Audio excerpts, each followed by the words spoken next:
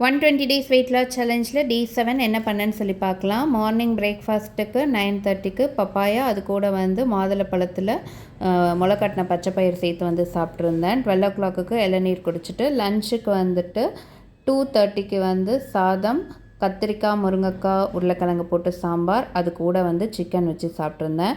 Night டின்னருக்கு 8:30க்கு 2 இட்லி, சட்னி, அது கூட 2 எக் போட்டு ஃபுல் பாயில் சாப்பிட்ருந்தேன்.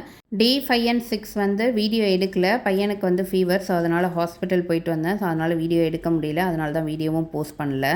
டே 8 அன்னைக்கு ஆஷ் வெட்னஸ்டே, ஸோ அதனால் காலையிலே எழுந்து சர்ச்சுக்கு போயிட்டேன். ஸோ அன்றைக்கி மார்னிங் நான் ஃபாஸ்டிங், ஸோ தண்ணி மட்டும்தான் குடிச்சிருந்தேன். ஆஃப்டர்நூன் 1:30க்கு லஞ்சுக்கு சாதம், அது கூட பருப்பு பொடி, நெய் போட்டிருக்கேன்.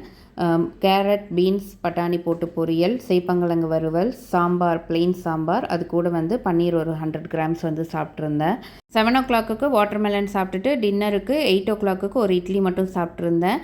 எனக்கு இப்படி தான் போச்சு 2 நாளுமே. உங்களுக்கு எப்படி போச்சுன்னு கமெண்ட் பாக்ஸில் சொல்லுங்கள். நாளைக்கு வீடியோவில் பார்க்கலாம்.